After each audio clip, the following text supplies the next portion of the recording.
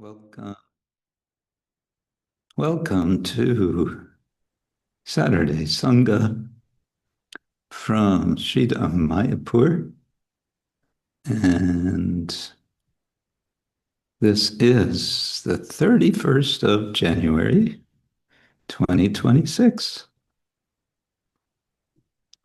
And what better way to spend the next 2 hours than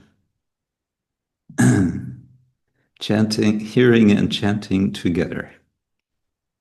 Let's say like that.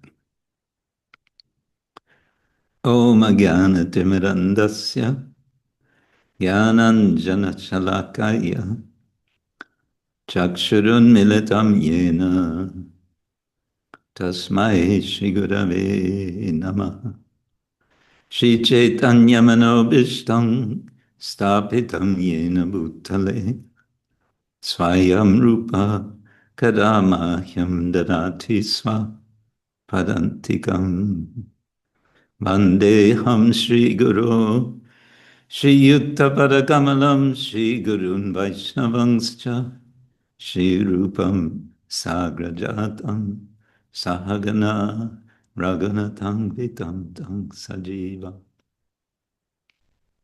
Sadvaitam Sabhadutam Parijana Sahitam Krishna Chaitanya Devam Shri Radha Krishna Padan Sahagana Lalita Shri Vishakhanvitangscha Nama Om Vishnu Padaya Krishna Prasthaya Bhutale Srimate Bhaktivedanta Swamin Iti Namine Namaste Saraswati Devi Gauravani Pracharine Nirvishesha Shunyavadi Paschatya Deshatarine Vanchakalpatarubhyascha Kripa Sindhubhya Evacha Patitanam Pavanebhyo Vaishnavebhyo Namo Namaha He Krishna Karuna Sindhu Dinabandho Jagatpate Gopesha Gopika Kanta Radha Kanta Namostute Tapta Kanchana Gaurangi Radhe Vrindavaneshwari Rishabhanu Sute Devi Pranamami Hari Jai Shri Krishna Chaitanya Prabhu Nityananda Shri Advaita Gadadhara Shivasari Gaura Bhaktavinda Hare Krishna Krishna Krishna Hare Hare Hare Rama Rama Rama Hare Hare Hare Krishna Krishna Krishna Hare Hare Hare Rama Rama Rama Hare Hare Hare Krishna Krishna Krishna Hare Hare Hare Rama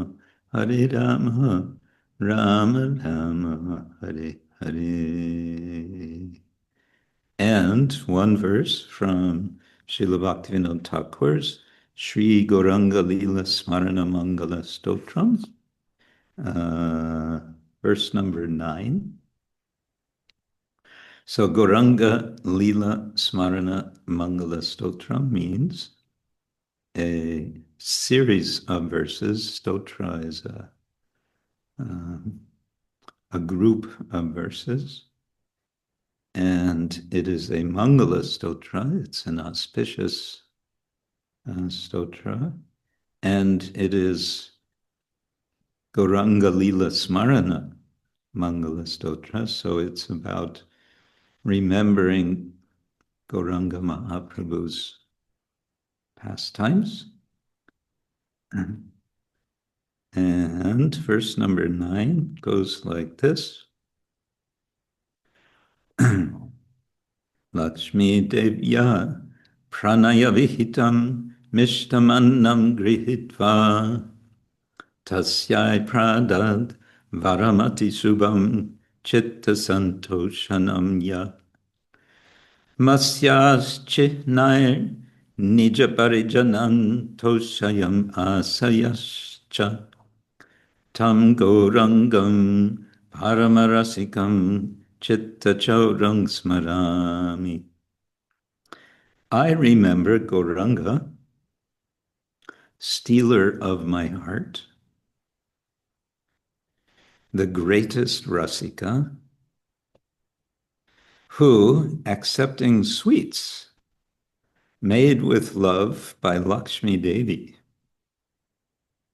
gave her auspicious blessings that satisfied her heart, and then satisfied his relatives that he had gone to school by putting ink marks on his hands.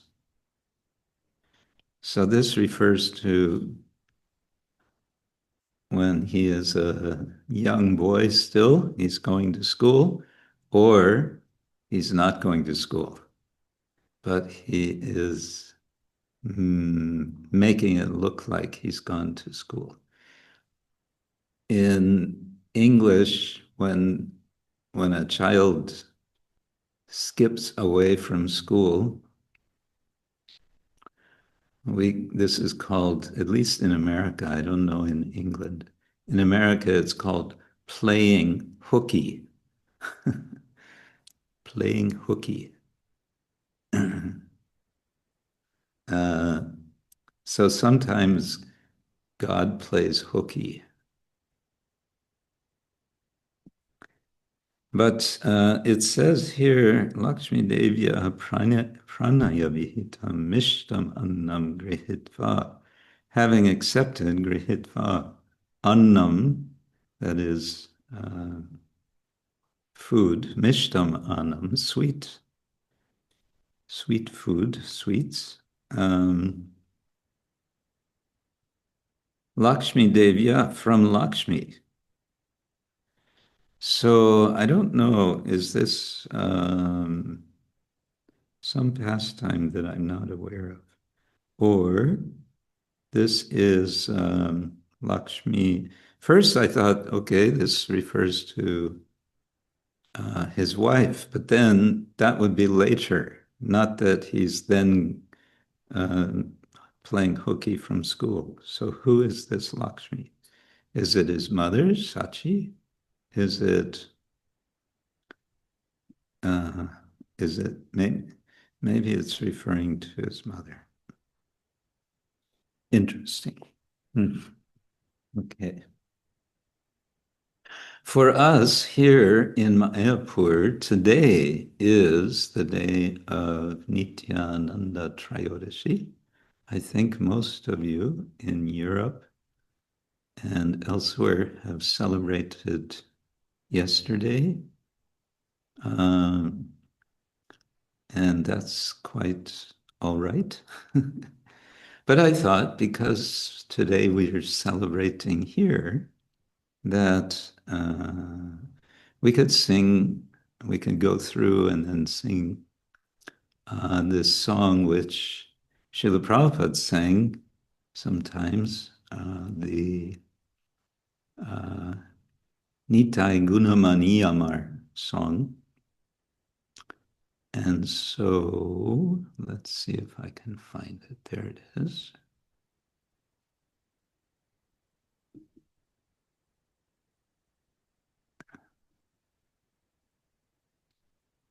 And first we will share the screen.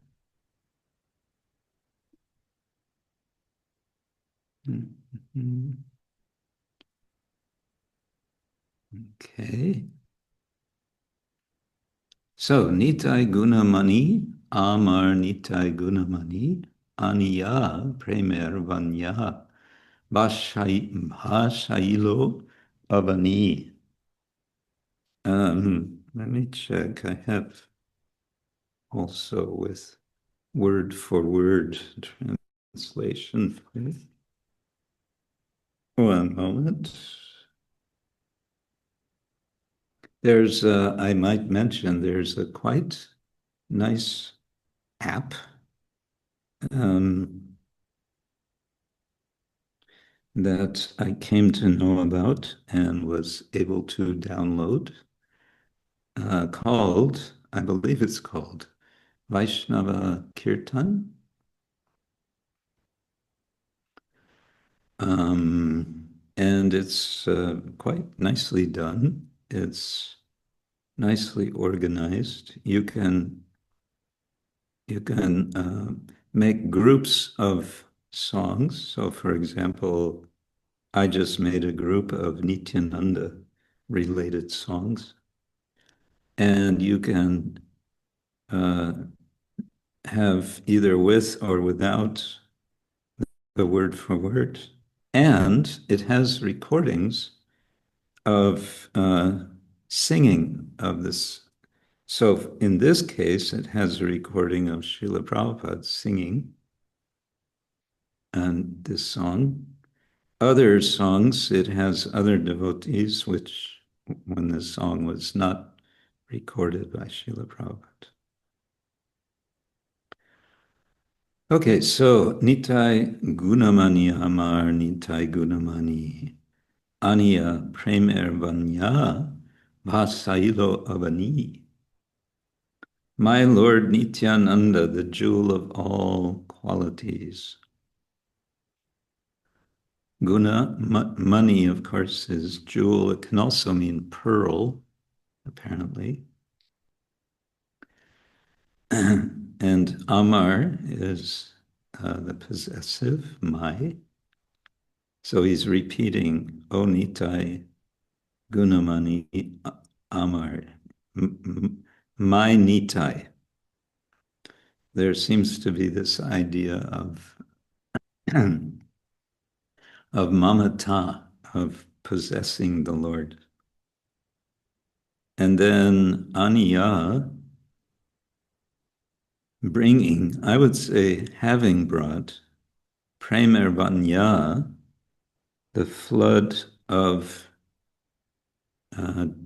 prema, of divine ecstatic love. Bhāsāilo avani.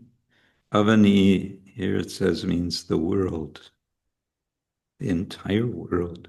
So my Lord Nityananda, a jewel of all good qualities, my Lord Nityananda, the jewel of all good qualities, has brought the flood, vanyā, of ecstatic love of God, that drowned bhāsāilo, the entire world. Now, someone may say, well, I don't see that it drowns the entire world. Or you can say, yes, it has drowned the entire world, they just don't know it yet. We could say that the Hare Krishna movement is spread all over the world by the mercy of Lord Nityananda. So the drowning process is going on. Premer, vanyā, loiyā, nitāi āilā gaudadeshe, ubilo, bhakata-gan, dīna, hīna, bhāse. Bringing this overwhelming deluge, deluge means flood, of prema, when he returned to Bengal from Jagannatha Puri on Lord Caitanya's order. Nitai has inundated, another word for flooded, has flooded the assembly of devotees. The fallen non-devotees do not drown, however, but remained floating on that ecstatic ocean. So, premer, vanyā, loiyā. Loiyā is this gerund form. So having taken or taking the flood, vanyā, of prema, Nitai, āilā, he came. Where did he come? Goda deshe. He came to the land of Goda from Puri because he was with Lord Caitanya in Puri. And at some point, Lord Caitanya said, I think you should go back to Bengal and preach there. So he did. That journey that he takes from Puri back to Bengal is described in Chaitanya Bhagavata. And what I remember from that is that he and his companions, as they were traveling, they were chanting, and they would become so absorbed in chanting that they would go the wrong way, sometimes for 20 kilometers before they found out, whoops, we went the wrong way.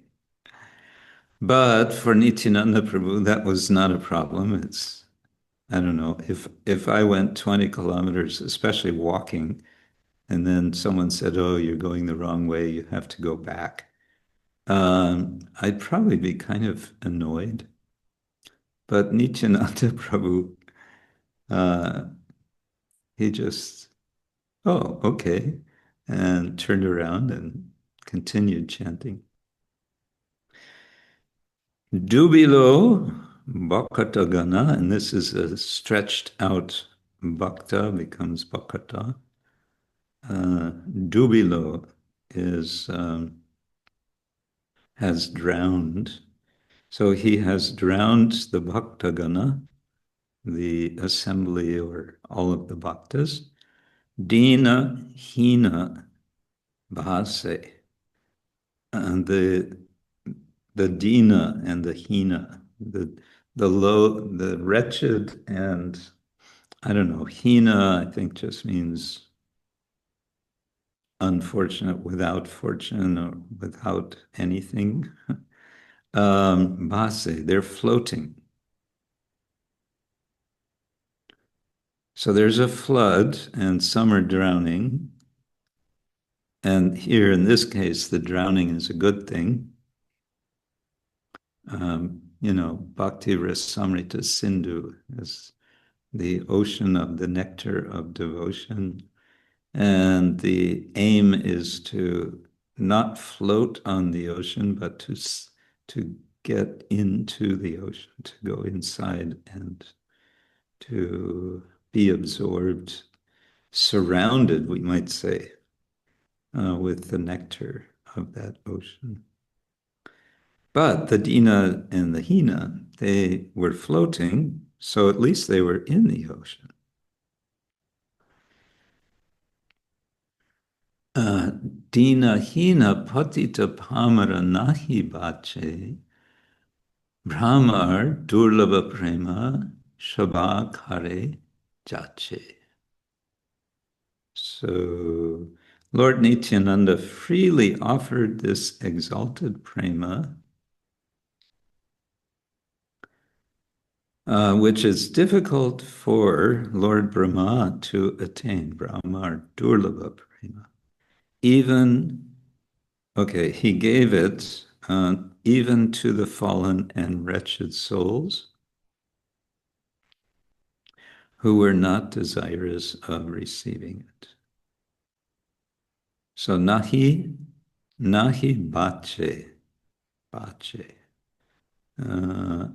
I'm guessing that that's from the Sanskrit vancha kalpa, desire tree. So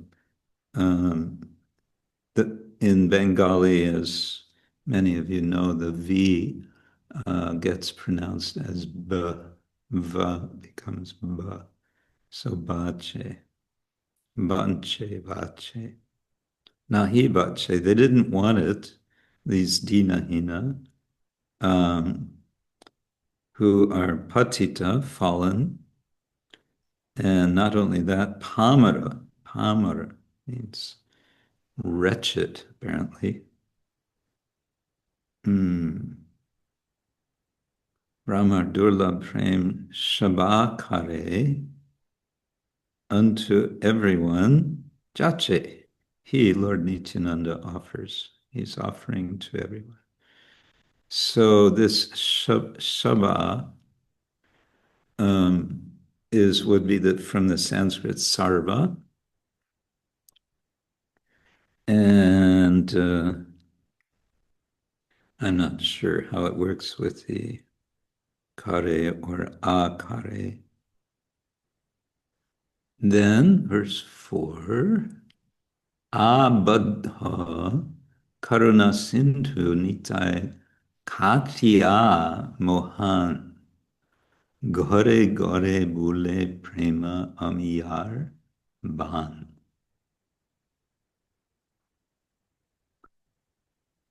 The ocean of mercy had formerly been sealed tightly, abadha. But Nitai cut a channel,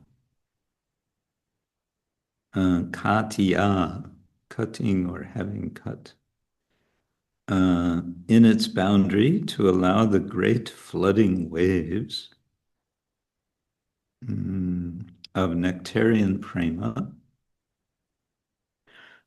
in this translation, to splash from house to house. So, gore gore, house to house. Bule is splashes. Prema āmār ban, the flood of nectar like divine love. Here, ban, I believe, is like before vanyā. That could be flood. Prema āmār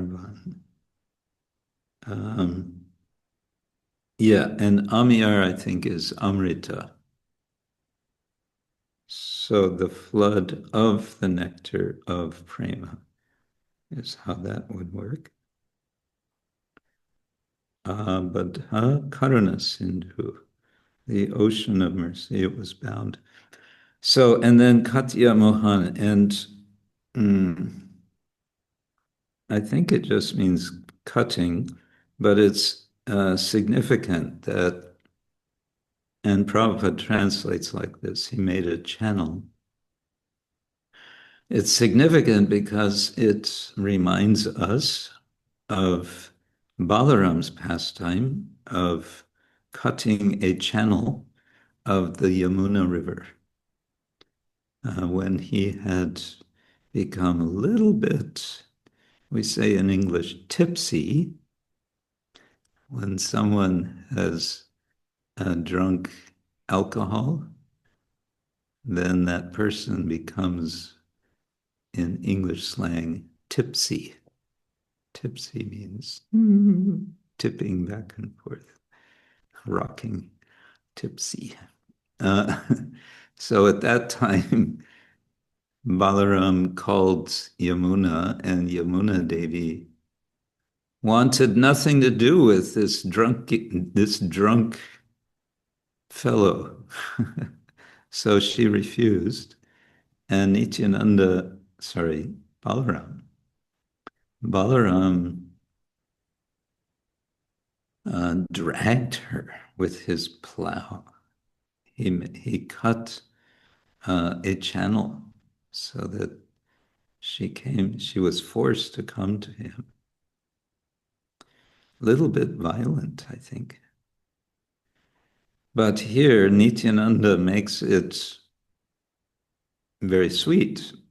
He's cutting a channel like Balaram, but what sort of channel? It's a channel of prema āmār, the prema nectar, the love nectar. And he's channeling it where? He's channeling it to every door, every house. Proti gare gare giya koro ebika, bolo Krishna, banjo Krishna, koro Krishna, shika. Lord Caitanya tells to Nityananda and Haridas, go door to door, protigare, each door, giya, and chant, I think. Bolo, no. Protigare gare giya, having gone to every door, bolo Krishna, tell them, chant Krishna. Bhajo Krishna, tell them to worship Krishna, and tell Koro Krishna Shika, tell them to follow Krishna's instructions, to do his instructions, Koro. So that's the canal that Nityananda is making. And finally, Lochan bole mor nitai jeba na bhāsāilo janiya shuniya she atmaghati hīlo. Lochan says, whoever has not worshipped my Nitai or taken advantage of this excellent opportunity offered by him knowingly commits suicide. Whew. So Lochan bole, Lochan says, what does he say? More Nitai, my Nityananda, Jeba, whoever na bhāsāilo, does not worship, or that's past tense, who has not worshipped. Janiya, shunya, so knowing and hearing, or knowing or hearing, knowing and hearing. She, now this she could refer either to the person who is not worshipping. I guess that's it. Shei atmaghati hīlo. So hīlo is becomes or has become, and atmaghati means a killer of the self. Gatin gati, gatana, to kill. The person who hasn't worshipped Nityananda is killing himself. Lochan speaks quite strongly here.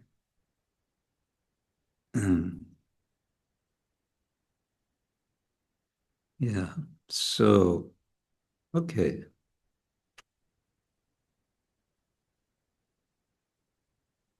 Any comments about this before we try singing? Anyone?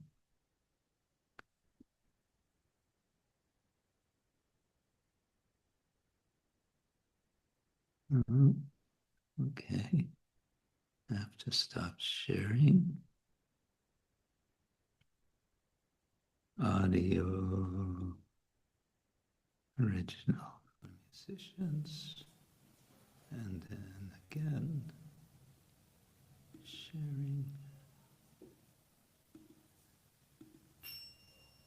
Okay.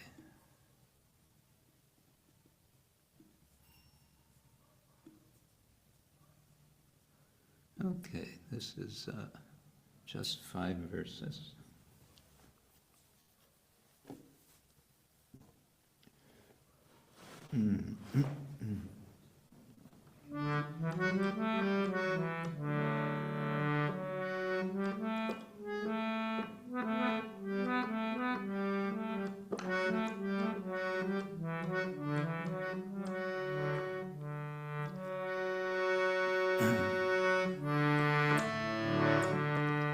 Nitai gunamani āmār, Nitai gunamani, Nitai gunamani āmār, Nitai gunamani,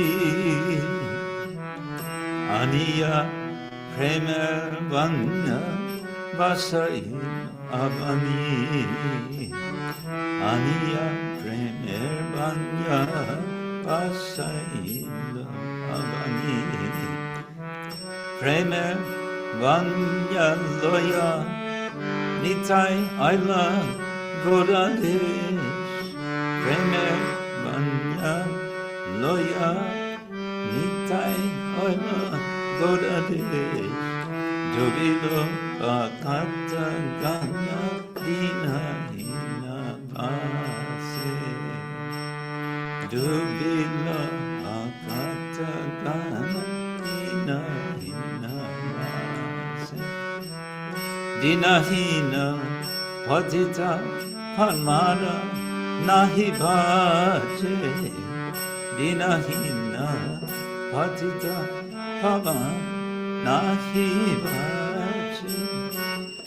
āmār durlabha prema shabakare jaje āmār durlabha prema shabakare jaje abadha karuna sindhu nitai katya mohan abadha karuna sindhu nitai katya mohan gare gare bhule prema āmār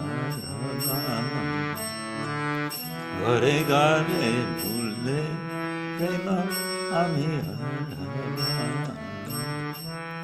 lachan bole mor nitai jebana vanyā lochan bole mor nitai jebana vanyā janiya shuniya se atma gati hoy janiya shuniya se atma gati hoy Hare Krishna Krishna Krishna Hare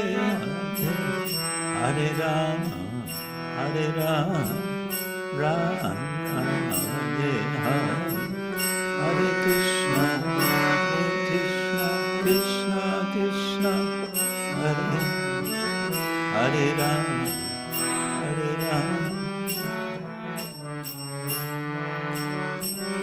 Hare Krishna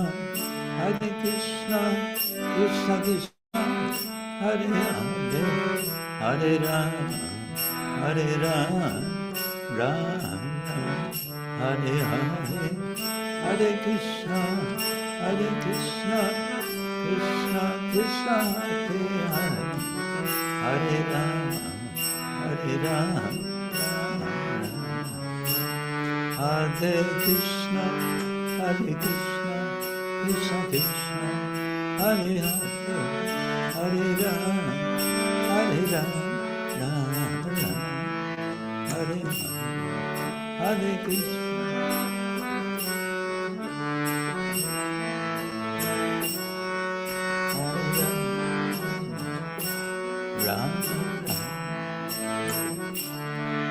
Haribo Haribo Haribo Lord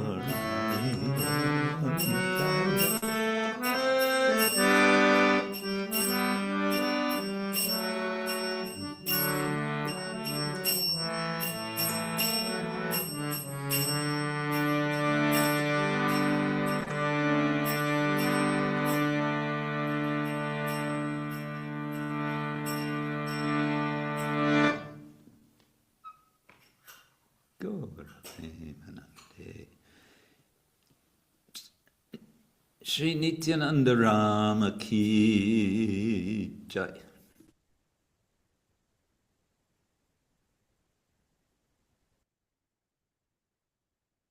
Would anyone like to tell us how you have celebrated Nityananda Trayodasi?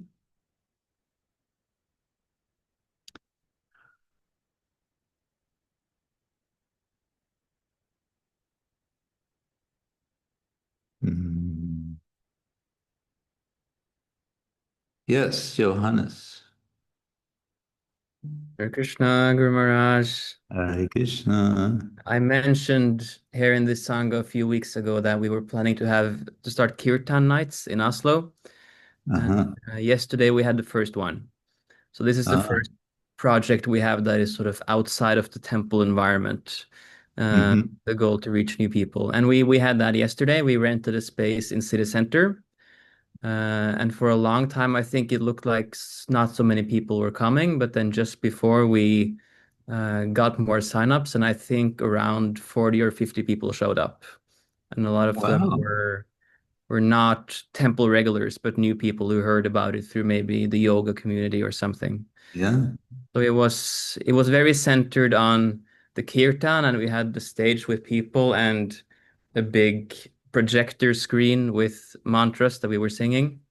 But we Uh-huh. also had like a small altar to the side with Nitai deities and pictures of Uh, deities. So we sneaked in a little celebration, even if it was just a kirtan event.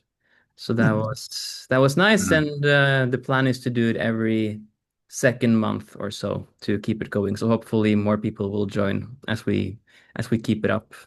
mm. Yeah, very good. And in the middle of winter in Oslo, that's something. Indeed. Well, yeah, 10 minus, so it's nice for people to come inside somewhere and be warm and chant. Yeah.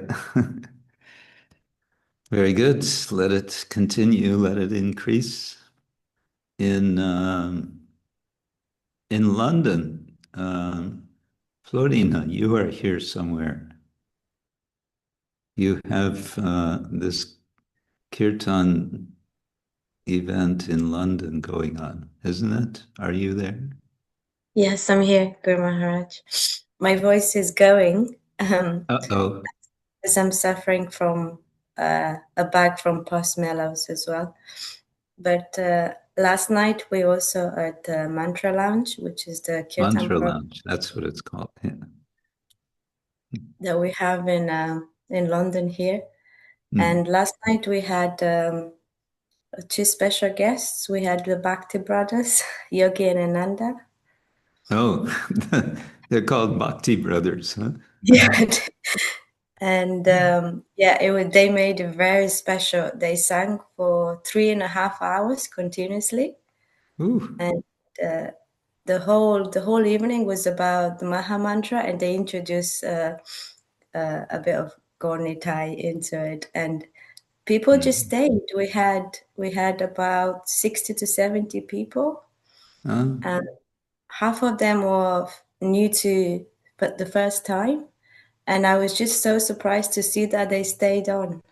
Yeah, that's very good. So Nityananda is flooding Oslo and London, at least. That's nice.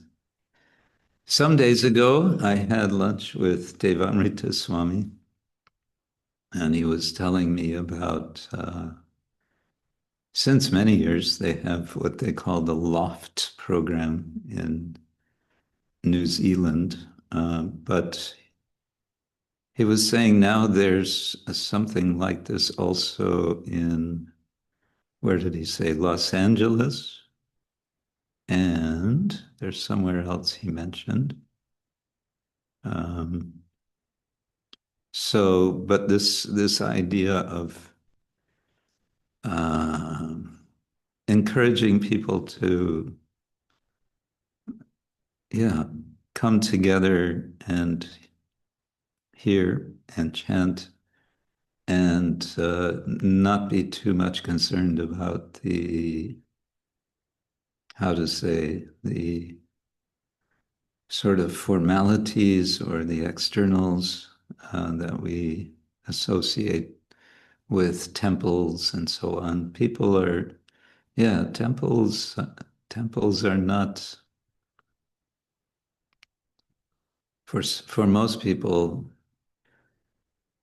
it's a major commitment to visit, to even visit once a temple. If they know it's a temple, they think, that's not for me.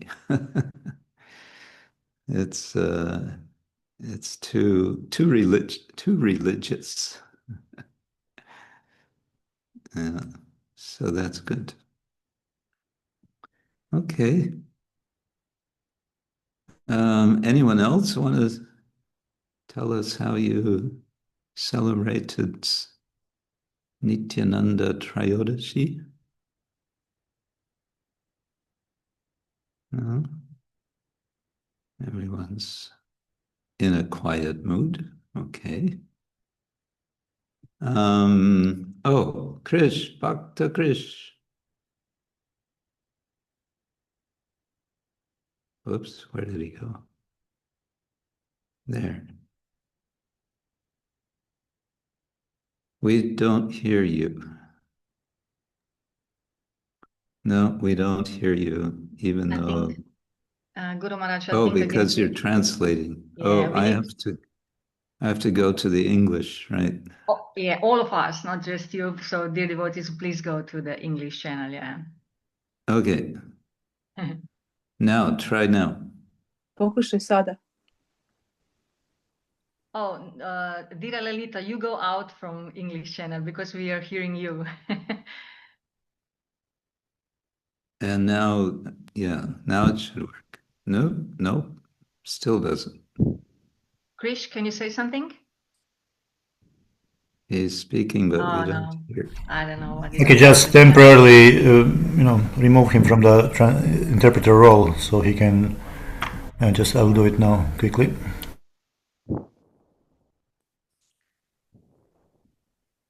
So that means we should Is this go better? back to original.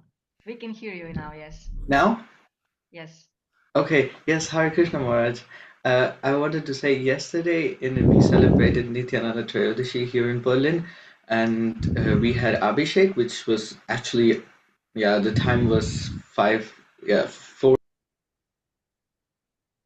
And, the Abhishek stuff were not prepared yet, and we started at 5 o'clock, but still there were like devotees just from the temple who were there, and we thought that nobody else would come. We would just be a group of 20 devotees. Normally in days like Nityananda Trayodasi or Gaur Purnima, there are like many other Indian devotees or devotees who are coming from all around Berlin.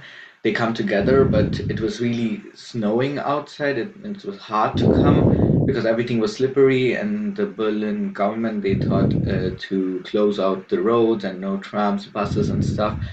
And then when people started to bait the Lord, and in the middle where it was the chance of the devotees, then suddenly like the rush of devotees, they all came together, and it was the first time that it ever happened. Normally we sit and do kirtan and there's the abhishek going on, but this time it was like that everybody was standing, jumping and dancing, and it was like really ecstatic, and it was like totally different. The mood was totally different. In the first we were thinking that nobody would come, it would just be 20 people in the snow, but then at the end there were like so many people, and Karna Sindhu Prabhu from Neuruppin, from the Krensley Castle where Sachinandana Swami lives, he came and gave a lecture about Nityananda Trayodasi, and we sang the song Jaya Jaya Sri Chaitanya Jaya Nityananda, and it was like really amazing, and it was a wonderful day for us here in Berlin. Yes. So last minute, people showed up. Yes, yes, yes. And at the end, it always happened like this. Like we have the Gora Arti and Prasadam, and there are like so many people. The temple room was so full that we could not accommodate people anymore. I hope there was enough prasadam for everybody. Yes, yes. The thing is that funny.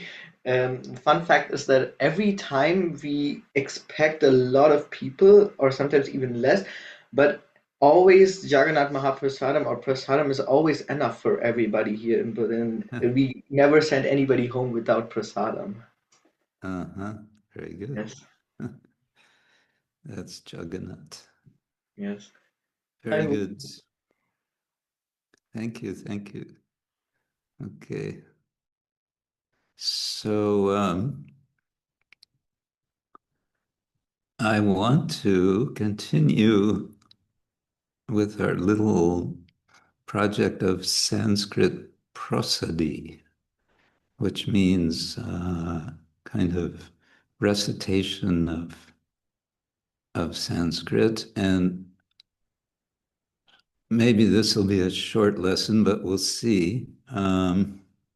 What I want to do is share with you, first of all, a verse of Bhagavad Gita, which you will all be, most of you will be familiar with. It's chapter 1, verse 1. Dhritarashtra uvacha dharma kshetre kurukshetre samaveta yuyutsava mamaka pandavas chaiva kim akurvata sanjaya. So what we want to focus on now, we went through the aksharas, the sounds of Sanskrit. In English, we might call it alphabet, but that word alphabet, I guess it comes from the first two letters of the English alphabet, al, a, and be, alpha, beta. So I guess it comes from Greek. In any case, what I thought we can do here is to learn the basic rules of recitation, determining how a syllable will be short or long. And this can be slightly confusing in the beginning. So I hope I can explain it clearly enough. And it can be confusing because although in the transliteration, the vowel may be short, it may be pronounced long, and I'll explain why it might be pronounced long. I think the easiest will be that we just work our way through this verse and we can see what's happening. And of course, this is a simple, what's called anushtup verse, which means it has 8 aksharas, 8 syllables per line. There's subtypes for, I don't know, for many of the different verse types, depending on the configuration of short and long within a line. But we won't get into that. That's too complicated, and truth be told, I don't know it. So it's, I think anyway, not essential. But what we want to do here is just be aware of what, in a sense, we mainly already know, just kind of by hearing. And it's also very much a matter of kind of feeling how it should be. But there's a technical point that sometimes could be useful. So we'll start with Dhritarashtra Uvacha. And the first point to make is that this R with a dot, which it would be called retroflex Ra, is a vowel, and it's a short vowel. Okay? Maybe before we go there, I should remind you that whenever there's this ha after a consonant, which was Jiva Goswami called a Vishnu Jana, we're looking not at 2 different letters, but at one letter, one akshara. And you can see that I hope you can see the pointer. What I'm pointing to up here, that is dha in Devanagari script. Actually, I want to point here. This is dr. The little hook indicates the retroflex ra. And that's kind of going to be useful to remember. So there's going to be here da. Let's see if there are any more. No, only those two are like that. Aspirated, they're called.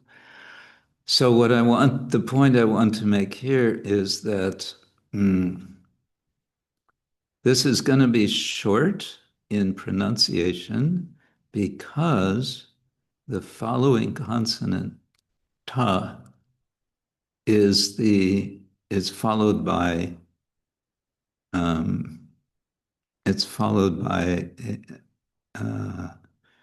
what do I want to say? By a vowel.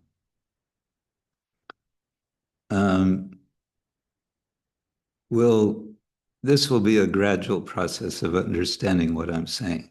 The point for us now is just, it's as you probably think it should be. Drita. It's short, drita.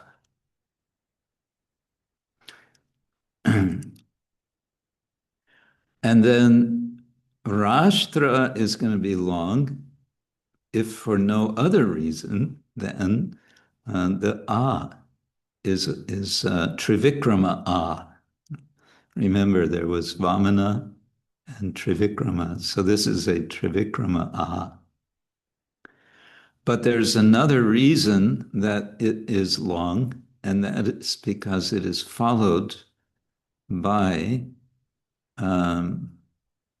3 letters which are in combination, shtra, and so that, you could say, kind of slows down the whole process.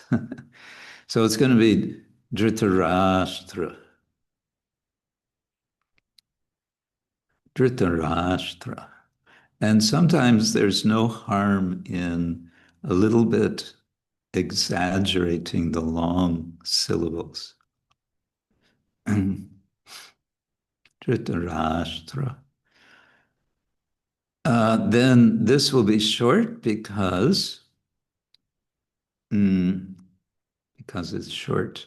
It's not followed by any consonants. It's followed by a vowel. And this vowel, u, is followed by a single consonant, and therefore it will be short. Uvacha. And of course, the a is trivikrama, so that'll be long. And it's a short at the end. So uvacha. Dhritarashtra uvacha. Okay, then here's where it gets possibly a little tricky. Dharma. Although the a is short, we have two, ra is not a consonant, it's a semi-vowel, but it functions in this context as a consonant because it's joined together with this consonant. This, you could say, slows down the syllable before it. So it becomes dharma. And the same is true for the next syllable, dharma, dharma, kshetra. So we have actually 4 long syllables here because a is always long. So it's dharma, kshetra, and then we have a short kuru, but the second u is going to be long, kuru, kshetra. Why is it a long U? The second one, because we have ka and sha combined. So that again slows down that previous syllable. So it's dharma kshetre kuru kshetre.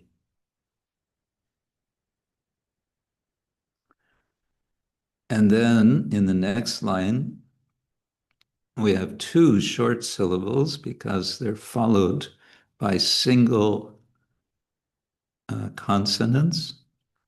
Sama, samaveda. So again, a is always long. And then a is going to be long. So samaveda. And then we have one short u, so it becomes yut, and this gets slowed down again because tsa is two consonants. Yut savaha. Samaveda yut savaha. So it becomes kind of musical when you get the rhythm and the short and the long in a clear way, then it makes a very, very nice rhythm. Dharma kshetre kurukshetre samaveta yuyutsava. Then we have mamaka, pandavas, chaiva. Chai is going to be long because it's, what is it called? Diphthong? I forget the word. It's the sort of two vowels combined, chai. And this ma is going to be short because there's only a single consonant after it. So ma, maka. Now this visarga,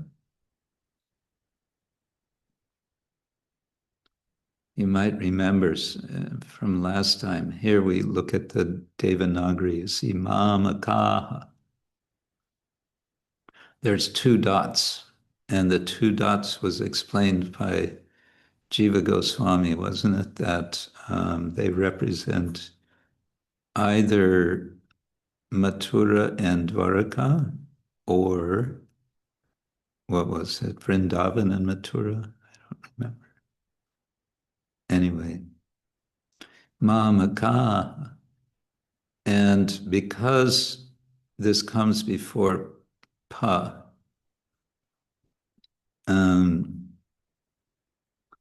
if it were coming, that's a Sandhi rule. If it were coming before any other consonant, this would change. It would not be ha, it would be, it might be, what would it be? Mamakash. If it were chaiva before it, would be mamakash chaiva. Anyway, so mamaka, Pandava. So Pandava, again, this is short. Pandavas, Chaiva. Yeah, this is another topic altogether, but there's what are called Sandhi rules, which determine how one word ends and another word begins. And it's actually quite practical. It's about easy pronunciation. So, mamakaha, pandavaha, this would be without the sandhi, this would be pandavaha. It's the plural, pandavas. And mamaka is it means mine, but it's referring to to the warriors who are not the Pandavas, because Dhritarashtra is speaking. He says, my army, the Pandavas also. But what I want to say is this Pandavaha becomes Pandavash because there's a cha after it, and it's easier to pronounce Pandavash Chaiva than it is to pronounce Pandavaha Chaiva. It goes easier in the mouth. Okay, then we have Kimakurvata. So Kimakur, these are short vowels, and they are with a single consonant after the first one and after the second one. So it's Kimakur. And then kur becomes slowed down because rava, it's two consonants. Kimakurvata. And then vata is short. Kimakurvata san, actually, it's straight through. Kimakurvata san, sanjaya. Kimakurvata sanjaya. So, yeah, it works like that. Did that make any sense? Anyone want to ask something about that? I may not see your hand if you're raising, so you can just, yes, Alakananda. Yeah. Hare Krishna. Hare Krishna. Am I heard? You are heard. Not very loud, but you are heard. I had a question about Mamaka. Why is then first A long and second short? Because in both cases there is only one consonant. Mamaka. Actually, that's a grammatical thing. Come to think of it, that is a principle. What is it called? It's a kind of stretching. I've forgotten all the technical terms, but I think in English it would be called strengthening. Another example, what would another example be? Well, another kind is there's Kunti and there's Kaunteya. The Kaunteya comes from Kunti. Those who are related to Kunti, or one who is related to Kunti, is Kaunteya. In this case, it's mama, short for mine, but it's a kind of derived from that, is those who are mine. Yeah. Mamaka. Got it. And the kaha, I don't know, it indicates these are my folks. And the long ka is plural. There are lots of sort of detailed rules. It's like any inflected language, and most of you are familiar with inflected languages if you're speaking Serbian or Croatian or Polish or German. English is a different story. It works somewhat differently. But Sanskrit is, the words will inflect to have different grammatical functions, so to say. Did that make sense? Yes, thank you. Yeah, okay, well, that's one verse I don't know. Shall we try another one like this? Or is it already? You got the point.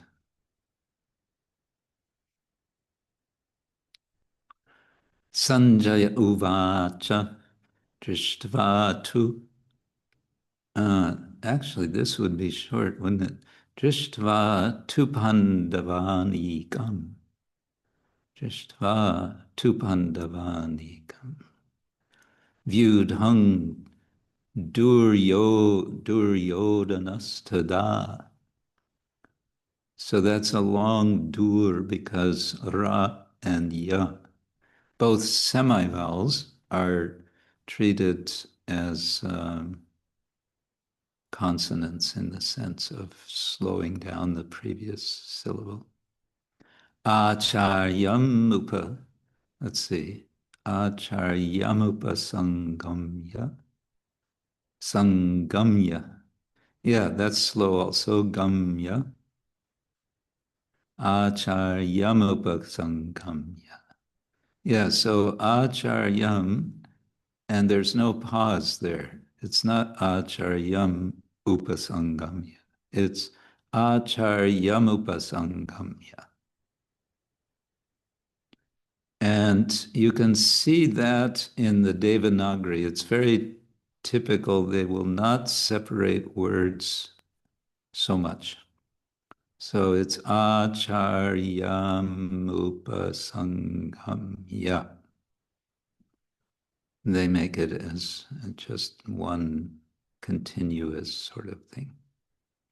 Then Raja, Vachanama, Raja Vachanama Bravit. So the ma is slowed down by bra.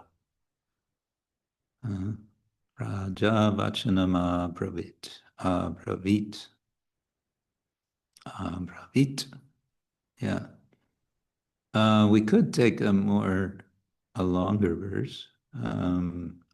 Well, we could go to a Trishtup verse.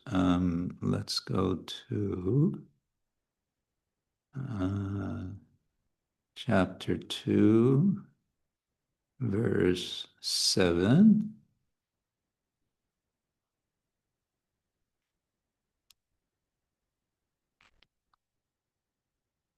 So Bhagavad Gita, most of the verses are in Anushtup, and there are some verses in Trishtup, what's called Trishtup, which has how many syllables? Karpanya dosho pahata sabhava.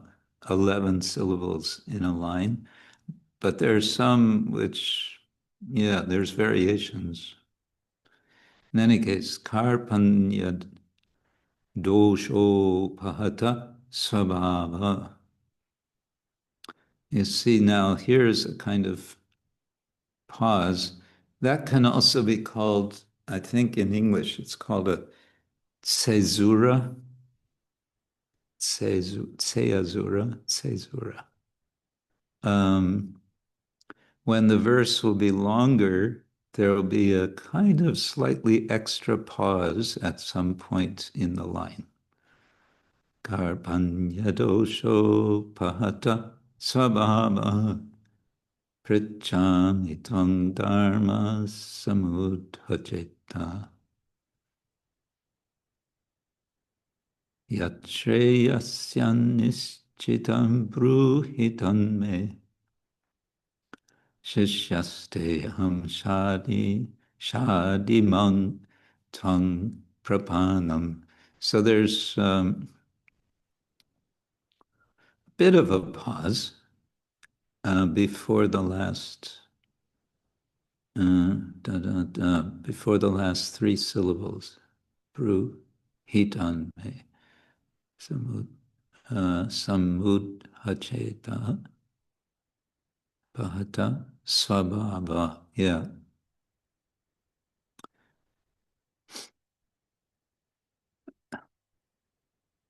One professor in Croatia, very nice scholar of Sanskrit, has made an argument, as they will do, trying to historicize Shastra. He argued that the Trishtup verses of the Bhagavad Gita, if you string them all together and take out all of the Anushtup verses, you actually have a cohesive Gita. And so he claims that the Anushtup verses were added later. That's something to think about. Okay. Hare Krishna. Enough. Alam. Chitravas Vilasini.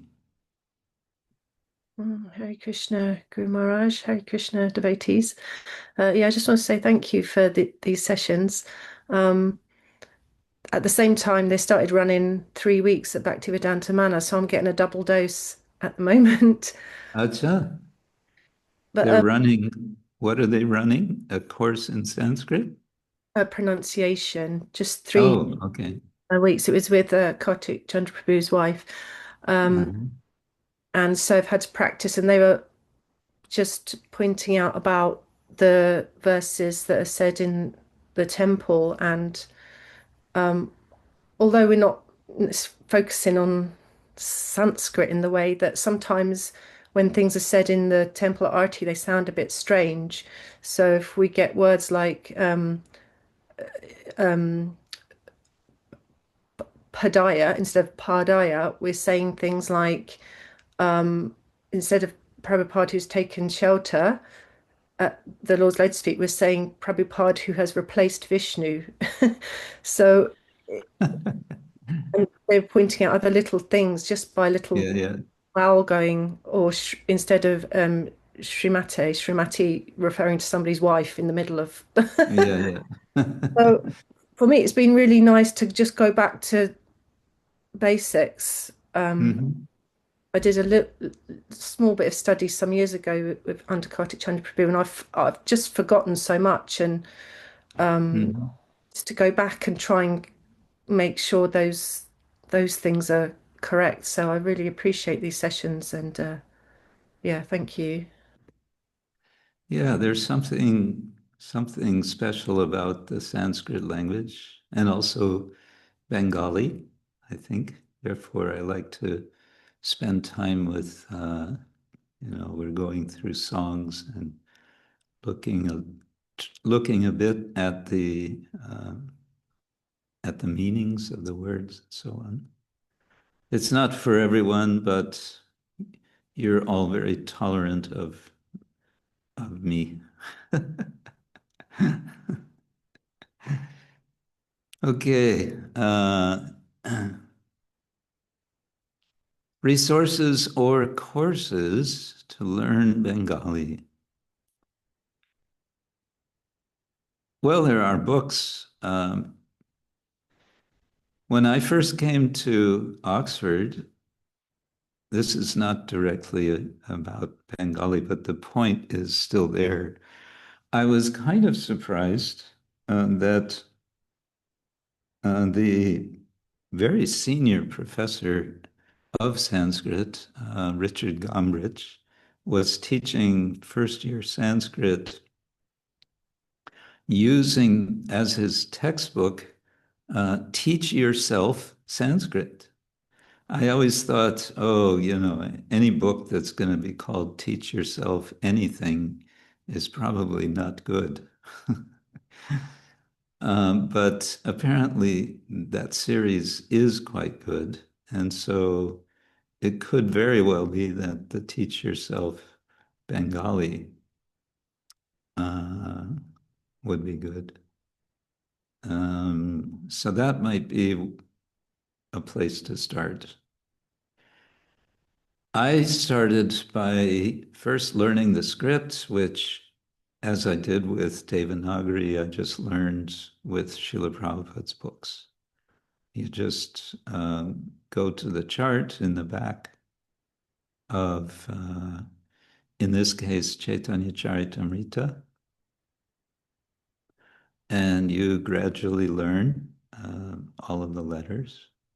And then you start doing this sort of back and forth because all of the verses of Chaitanya Charitamrita, the Bangla Lipi, the script of Bengali is there, and immediately underneath each is the Roman transliteration, so you can sort of look back and forth, back and forth, back and forth, and see what is what.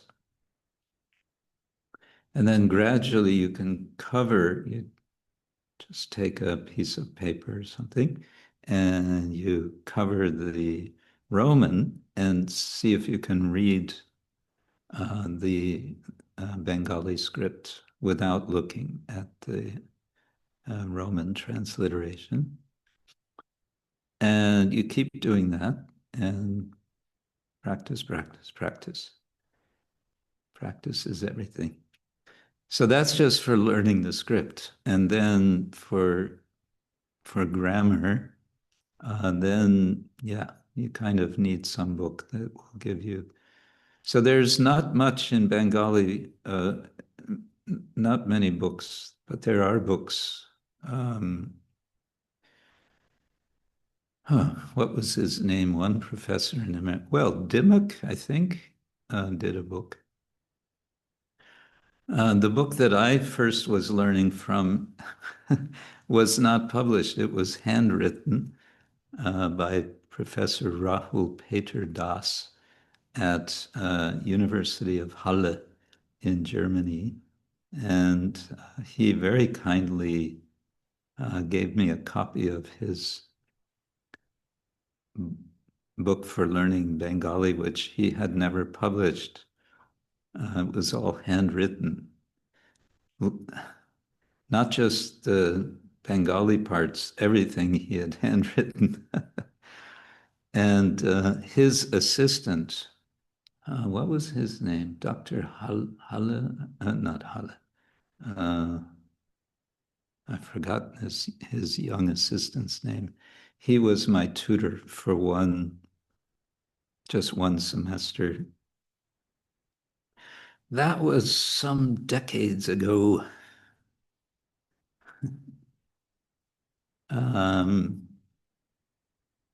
There are also apps. I have one on my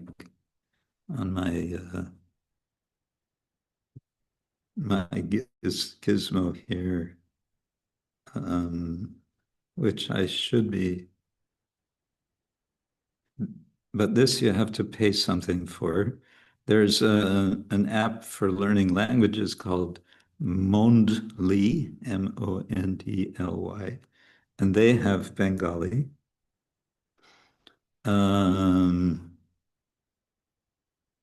Yeah, I'm sure there's a lot, but I don't know what all there is. You can do some searching. Maybe you can do a little research and then report to us.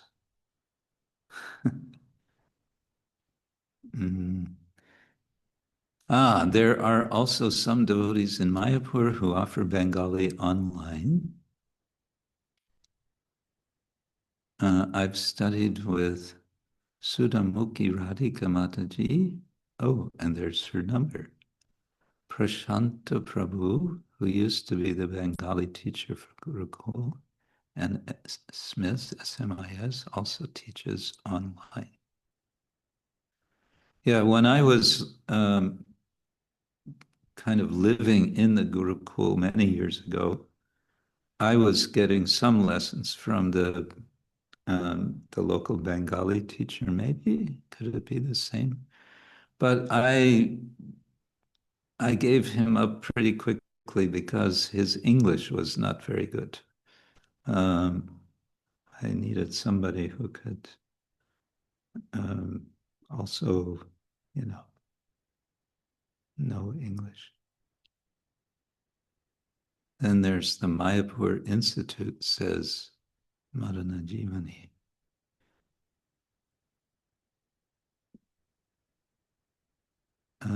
Lalitamrita maybe knows about that. They don't have Bengali. Oh, she just now says they don't have Bengali in the Mayapur Institute. They only have Shastra for Bengalis in Bengal. Right, Shastra for Bengalis in Bengali. That's that means you have to first know Bengali, then you can. Yeah. Odarya Chandrika. Hare Krishna, dear Guru Maharaj and all devotees. Guru Maharaj, I have totally different topic. Actually, I have really wonderful news, and since today is Nityananda Trayodasi, maybe happened this because of this. After almost 6 months, the show from Duchovny Utrip, Spiritual Pulse, was finally aired today. If you remember, you did the interview, Duchovny Utrip, Spiritual Pulse, you know, for your book, Animal Yoga and Animal Ethics. You did this interview in Krishna in Panchatattva in Slovenia in the temple, if you remember. It was like half a year ago. Yeah, it was a long time ago, and just today was aired. And finally. Yeah, finally, yeah, that's what I want to say. And if you remember, Guru Maharaj also, she said that usually those kind of this segment is only about like 5 minutes long, even though the interview itself was longer. And during the Sanga, I got the link, so I take a look how long, what is happening. And the whole show, the whole segment was dedicated to this topic. So it's almost 15 minutes. Nothing else is there. And I don't know, what is your plan for today? Would you like that I share it, or you have other plan for the rest of the time we have? Well, we could. I'm just doubtful sharing video through Zoom. It tends to. We can try it. Maybe it works better than it used to. If you like. Okay. Okay. Yeah. I don't know if I'll be able to tolerate seeing myself, but anyway.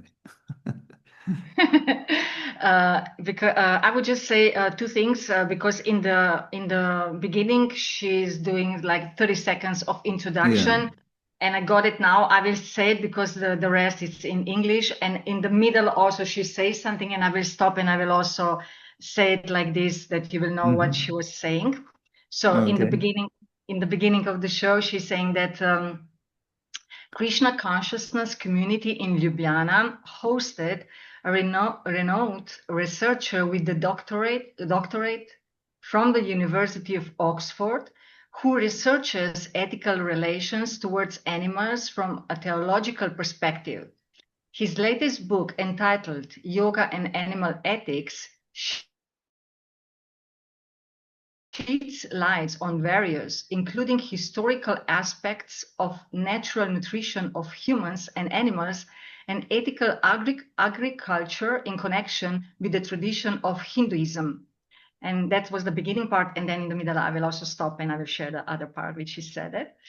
Okay, I will share now, share sound, everything.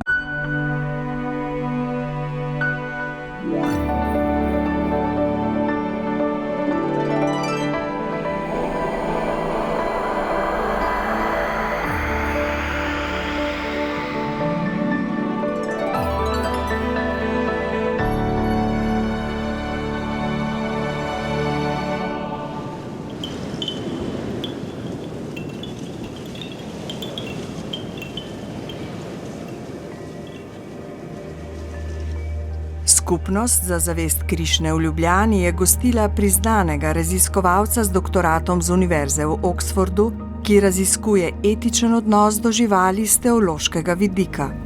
Njegova najnovejša knjiga z naslovom Yoga in etičen odnos do živali osvetljuje različne, tudi historične vidike naravnega prehranjevanja ljudi in živali ter etičnega kmetijstva v povezavi s tradicijo hinduizma.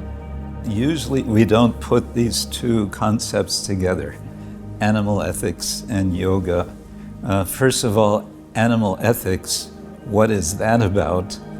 We can ask. The broader subject is ethics, and ethics is about normative ethics, as it's called. It's about the question, how should we act? How should we live? And so animal ethics is about how should we interact with or engage with animals, or we like to say non-human animals, because we're also animals in some sense. And then how this relates with yoga, I think, is best understood with the notion of attention.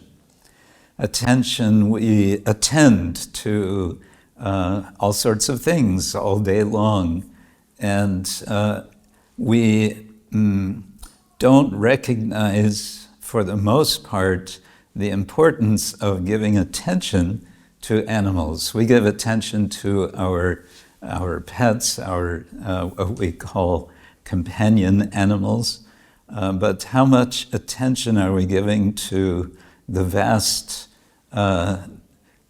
number of species of animals worldwide, and especially farmed animals? What sort of attention are we giving?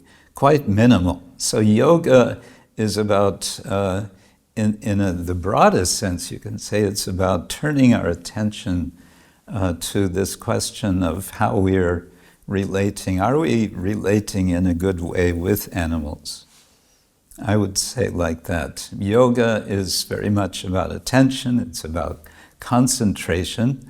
It's a kind of, broadly speaking, again, it's a practice for cultivating our attention, and therefore I brought this in my book, very ancient tradition of cultivating attention that is rooted in Indian tradition, so to speak, in conversation with the subject of animal ethics, how to act as human beings, with non-human animals. Knjiga ni samo teoretična, ampak ponuja tudi praktične smernice za vsakdanje življenje v skladu z etičnim odnosom do živali. Učenje in izvajanje joge opredeli kot terapevtski pristop do etičnega odnosa do živali. Therapeutic suggests that we are not in a healthy condition, and so we undertake some therapy in order to come to a healthy condition. In English language, we have the word disease, and I like to sort of divide dis-ease. So it means we are not at ease. We are not at ease with our environment. We find ourselves, you could say, existentially, especially in the modern times, or some will say postmodern times, quite alienated from nature in general. And so yoga can be understood as a therapeutic, therapeutic method, a process for becoming spiritually healthy in such a way that our relation, our connection with nature, I would say, is recovered, so that we can actually live at ease with nature, with ourselves, rather than being at odds with nature and enemies of nature, which it seems we have very much become in recent centuries. You have written about cow care within the Bhakti tradition. Why is the cow given such a central place in the tradition of Bhakti Yoga? Good question. In India, traditionally, cows are considered economically, but also spiritually central to the cultivation of human life in a healthy way. It has been said that without care for bovines, for cows, there is no human civilization. Or put another way, human civilization begins where cows are cared for, cows are protected. Of course, cows, and by cows I mean also male cows, bulls, oxen, they regenerate the land, for one thing, centrally actually.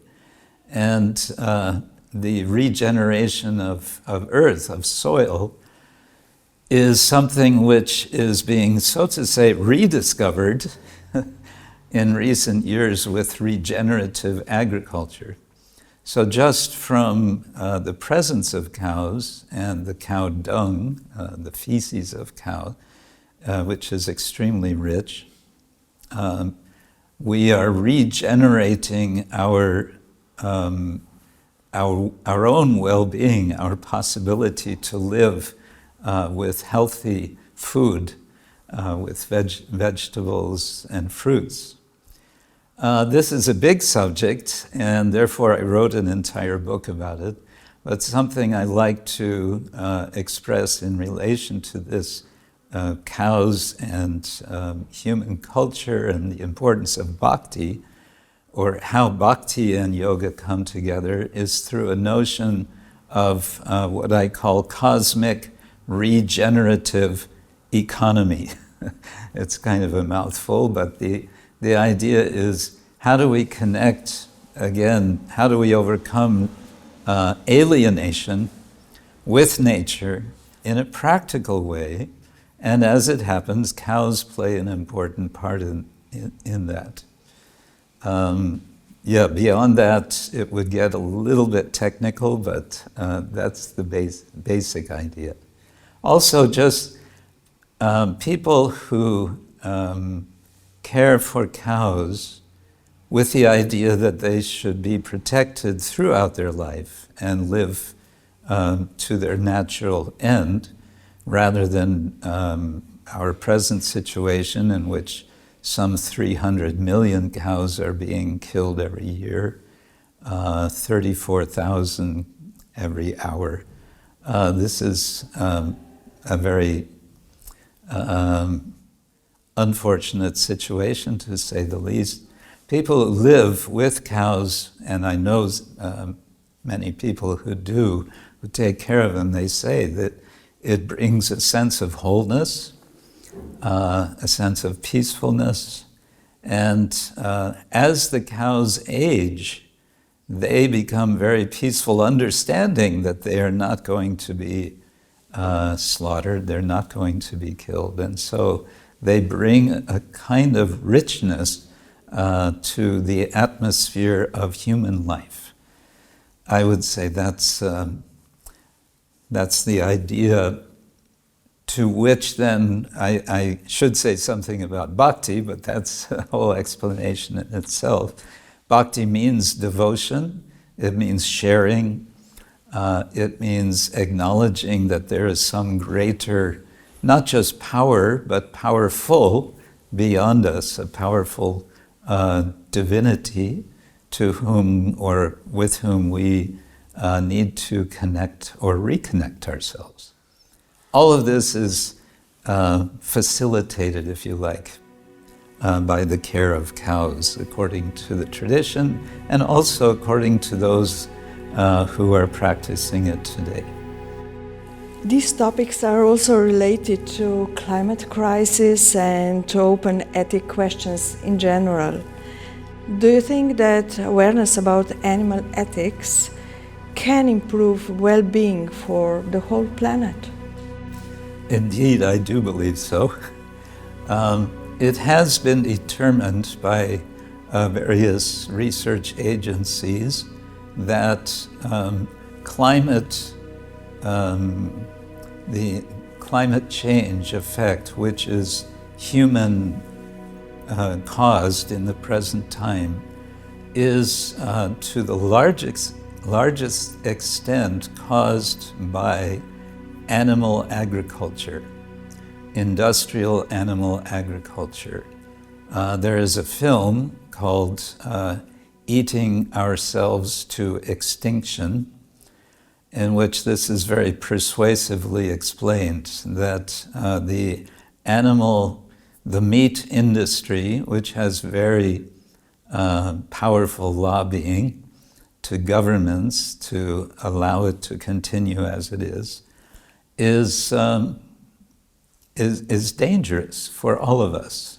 It is causing the pollution not only of the earth but of the water. People are eating fish, which is contaminated. It's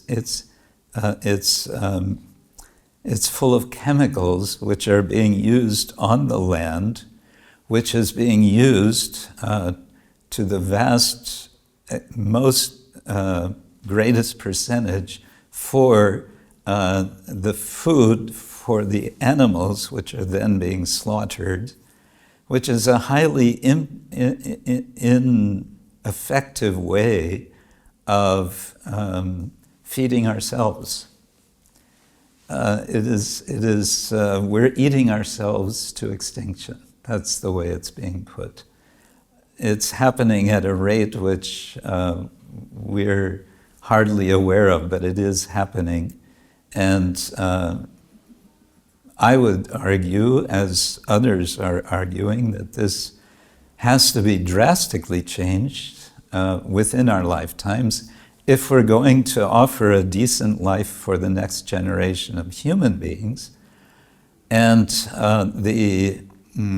along with climate change is species extinction, which is happening also at an alarming rate of some 26,000 species presently endangered, and so on and so forth. So yes, animal ethics is the question how to relate with animals. And you could say the simple answer to that is stop eating them. The hope is that as discussion could develop within the sphere of animal ethics, which the book series in which this book is published has some 50 titles. So the broad subject of animal ethics is ongoing. There are conferences, discussion is going on. So the hope is that this will contribute.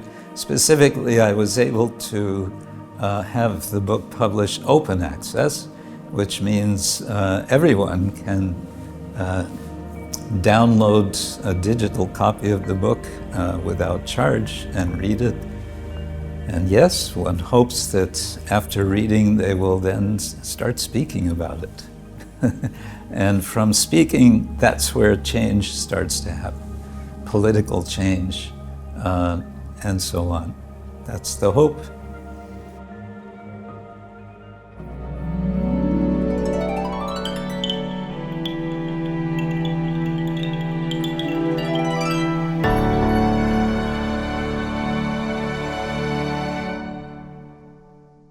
So nice.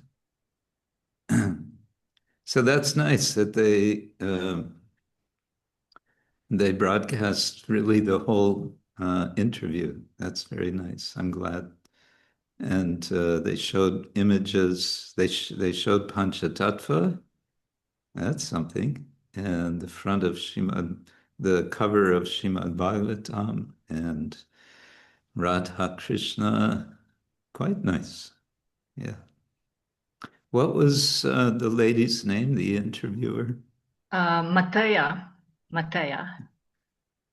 Maybe you could send her a note and express appreciation that this was done like this. I will. And is this the link for it? I see here. Oh, I can send. I don't know. It's already on YouTube. You can make it available, and I would also like to get the link. Yeah. Sure, definitely. I will send it to you. And really, Guru Maharaj, for this, this program, it's really, really rare, you know, that the whole, I mean, because usually this, because it's short, it's like 15, 20 minutes, Yeah. but usually she has like for each segment for 5 minutes, many segments, or maybe at least 2 she has always. So I think maybe this is for the first time that the whole was meant for this, and it was presented for Nityananda Trayodasi, because here it's also today Nityananda Trayodasi, so I think it's connected. Yeah. Oh, this is a link to this film, Eating Our Way to Extinction. Yes, thank you, Olga. Yeah, and Very good. Guru Maharaj, the way how you present all of this was really like heart touching, and it was really like, oh, you know, the way you said it was so nicely, so kind, but in the same time was like a waking up call in one sense, I would say. So yeah, and thank you for doing this, Guru Maharaj. Thank you. Thank you. I think maybe also, maybe most of you got the link recently. I had a written interview with Psychology Today. This Dr. Mark Beckhoff, who is himself an animal scientist. It's a very short interview, but it's, you know, something about the book. And it was reported to us that I found it difficult to believe, but they said Psychology Today has 29 million readers. So, okay, let's hope somebody reads that. Yeah. And also, maybe I should explain how that happened.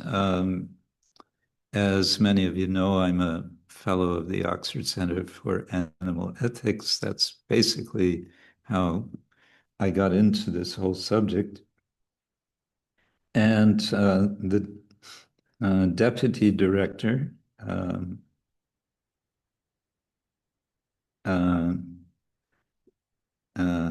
Claire Lindsay, at their last conference, she came to me and said, "Why don't you write up a short, what's called a press release for your book?" So I did that, and because the Oxford Center for Animal Ethics, they have hired what's called a publicist. A publicist is a professional. They get the word out, and they help you to reach sort of the right people. So through their publicists, then this press release went wherever they make the connection. And then very soon after that came this response from Psychology Today. And there's been two more responses. One will be an online podcast interview scheduled in September in America. The other I haven't heard from yet, but we'll see. So, yeah, write something and publish it and get it read by somebody. I guess that's the lesson. Johannes, you had your hand up before. I was just going to point out that there's an option to optimize for video when you share screen, but that was done, I think. Oh. It worked very well. Oh, okay. Good. Thank you. All right. What else? Oh, let me just see. Another very different subject. Let's see. Srinivas Mitra, are you there? Yes, you are. Okay. And translation is there in Russian, I hope. Do we have Russian translation happening? Yes, Guru Maharaj, there is a Russian translation. Okay, who's translating? Hare Krishna, Guru Maharaj. Haribol. I wanted to respond to your last letter briefly. You were asking what to do if another devotee is speaking offensively about another devotee, and more specifically, if it's a senior devotee who is speaking offensively about another devotee, what to do? Well, it's not easy. A general principle of dealing with, difficult a general principle about addressing or seeing if you can correct or clarify something with a person is getting the right time and the right place and the right person also when you're correcting someone. Now, the right person, that's a difficult one when you are the junior person. But the right time or right place means generally a quiet and peaceful time and in private. And then what you want to do, if at all possible, is be as honest as you can that you feel some disturbance. So you're not attacking anyone. You're saying, I feel some disturbance because what I hear from what you have said about this devotee is, in my ears, this is offensive. But please explain to me if you see it another way. So in that way, you're keeping it very open, such that the other person doesn't have to feel defensive. Now, that's at least the ideal.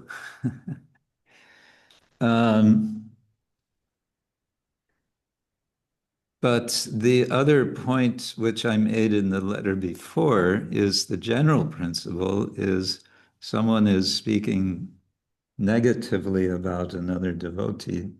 You can turn around and speak positively of that devotee, find something positive. And a general way of thinking about this is someone is criticizing the moon because it has craters.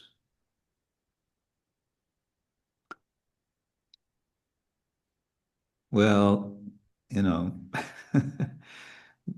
the full moon is glorious, right? And so we don't criticize it for having craters.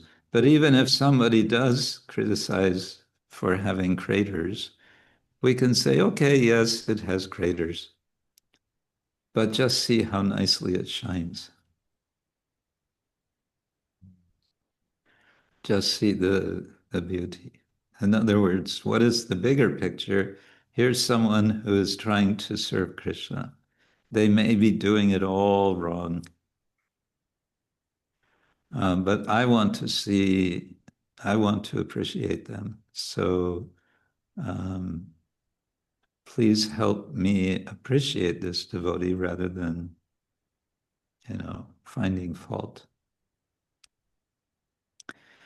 So these are very general things, and I don't know if this will work for you, but this is how I see it in general. Now, it can be the case that someone, a more senior devotee, is criticizing another devotee because that devotee maybe needs some correction. Maybe there's some problem. But then how are they doing it? If they're not doing it in a constructive way, then it's not helping anyone. It's just, becomes a disturbance for everyone.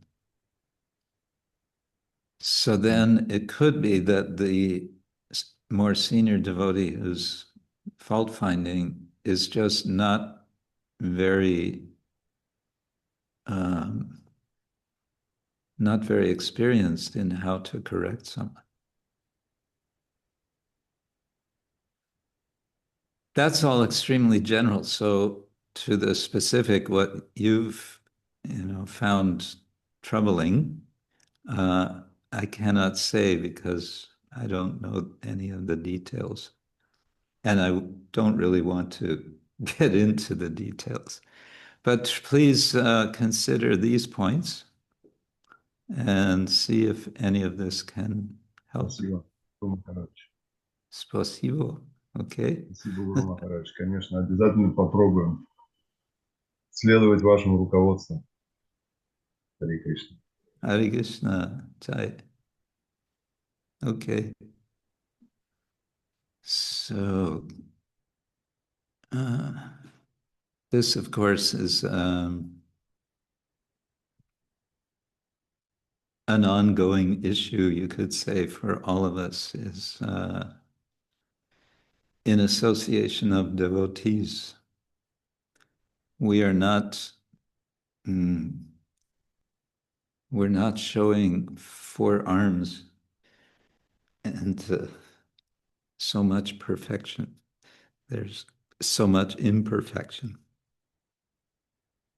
And we are expecting so much perfection, especially from everyone else. Yeah.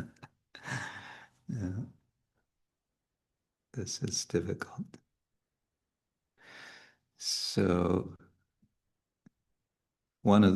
actually the first practical instruction of Krishna in the Bhagavad Gita, you all know, matra sparshas kaunteya, shitoshna shukadukada, agama apaino anityas, tangs titikshasva bharata, tangs titikshasva. That's the imperative form, tolerate. But the examples Krishna gives, heat and cold, happiness and distress, we may say, well, what about the dualities of crazy people? And I would say, yes, that's where we're also enjoined by Krishna to do our best to tolerate. But Krishna even admits in the 6th chapter that this is more difficult because he says, Surin mitraryudasina madhyasta dvesha bandushu sadhushvapi chapapeshu samabudhir vishishyate.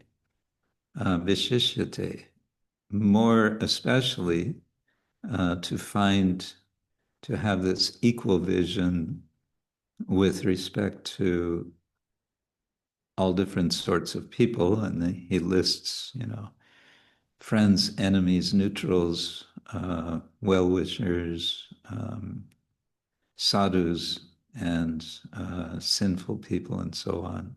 He says that's more difficult.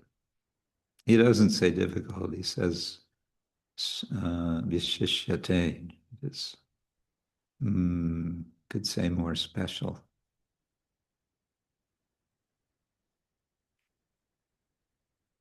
Yes, Sridhar Ram makes a nice point. Srila Prabhupada said, if we speak facts and truth, it isn't criticism. But one has to also know how to speak facts and truth in a way which can be accepted. Yeah. Anudvega karang vakyam satyam priyahitam chayat. Swadhyaya vyasanam chaiva vanmayam tapa uchate. That's the austerity of speech. To speak anudvega, without disturbing. the whole political world, everyone is insulting others. And that's all just one disturbance after another. Well, that's not a very happy way to end our session today. Somebody, please tell us something happy, something sweet. We should end on. Maybe I should just read another verse from Bhaktivinoda Thakur's Sri Gauranga Lila Smarana Mangala Stotra, verse number 10. Uchishtabandeshu pasanvarango matre dadhav jnanam anuttamam ya advaitaviti patikair upasyam tam gaura chandram pranamami nityam. I offer continual respects to Gaurachandra, endowed with beautiful limbs, who, sitting on contaminated broken pots, gave excellent instructions to his mother on jnana, which is worshipped by followers of Advaita Vada. So actually, when little Nitai was instructing his mother, what he was saying sounded like, if not Mayavada, at least Advaitavada, because he said, what's the difference between a pot and a sweet mud? And, you know, it's all one. And of course, his mother said, well, that's nonsense. We eat sweets and we put water in a pot. We have different functions. So here Bhaktivinoda Thakur says, oh, this is a very nice instruction which the Advaitavadis would like very much. Fortunately, the story doesn't end there because his mother responds with nice non-Advaitavadin. And then little Nitai says, oh, thank you. Thank you for telling me that. And on that note, I will say thank you all very much for joining us. And I wish you a wonderful week. Tomorrow, I'm going to be giving class to the Russian devotees here in Mayapur. And on Monday, I'm going to Kolkata to the annual Calcutta Book Fair. And I'll be back, I think, the same day. And then next Saturday, we should be able to meet. Yeah, lots of things have started happening here in Mayapur. This is festival time. This is the time the GVC meet. They'll be meeting from the 4th till, I think, the 10th or 11th. There's going to be a big hoopla, a big opening of the Yagyashala, this big, huge, fancy Yagyashala they've been constructing. I don't believe it's going to be finished by then, but I guess enough to have a thing. Yeah, so this is what's happening in Mayapur.